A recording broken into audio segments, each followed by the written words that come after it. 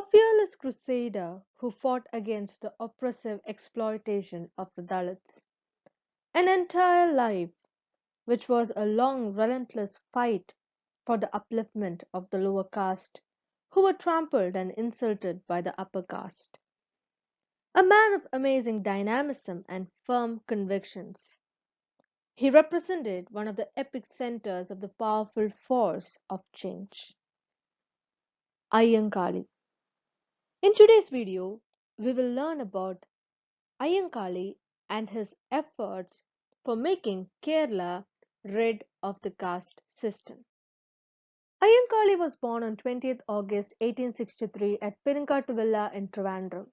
He was born to Ayyan and Mala and into a Pulaya community. He fought for the freedom of travel and right to mobility for his community. He began his daring defiance of the caste taboos by performing the Villuvandi Yatra. The Dalits were prohibited to travel on roads around temples, and the Villuvandi Yatra by Ayyankali was against this practice.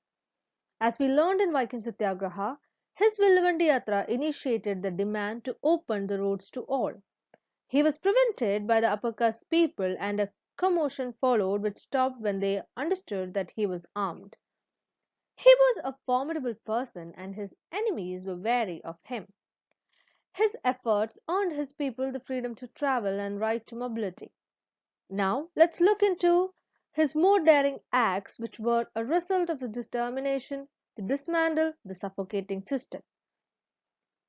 He directed his attention to another important concern of his community, the need for education. He demanded that poor children needs to be admitted to government schools, but his demand was opposed. As a result, he established a school in 1904 for the pupil of Pulaya community at Venganur. This school was put on fire by the narrow-minded upper caste people, but that did not stop him. Later, in 1907, he founded the Sadhujana Paripalana Sangam.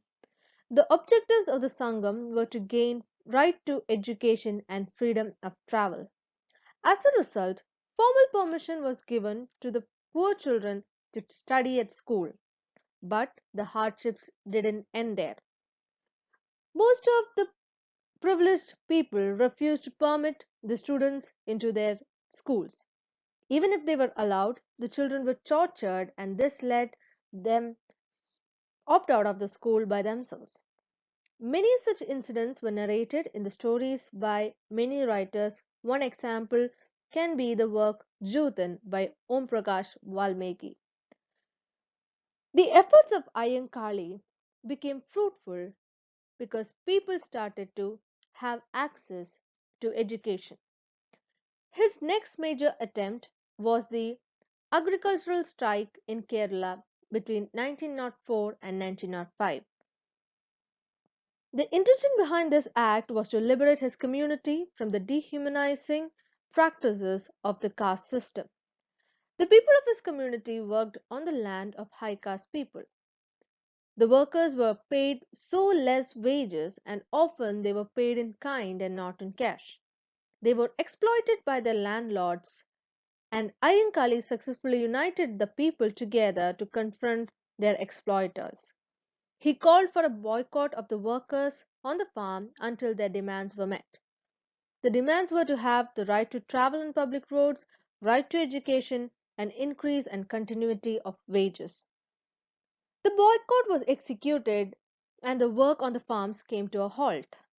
The landlords initially did not pay much attention to this because they believed that the workers could not keep themselves away from work as they would grow tired of starvation. In reality, it was the landlords who faced hardships because alternative measures to support the laborers were drawn with the help of the fishermen of Vizhinjam. Finally, the Divan appointed an arbitrator to settle the issue, and most of the demands were conceded. It was this revolt that established Ayyankali as a powerful leader. Another demeaning and belittling practice that existed in the society was how the Dalits were served teas in tea shops. They were served in coconut shells. He asked the people to fling them away as a protest. Afterwards, he was nominated to Srimulam Prajasabha in 1912. Ayyankali's efforts are of paramount significance when we learn Kerala history. He spearheaded a movement for the eradication of untouchability and unapproachability. He pioneered the process for the democratization of public spaces. He was pivotal to the formation of a tolerant society. It is only right to say that he was a legendary leader who made people realize their own value and made it visible for those who failed to see it. Thank you.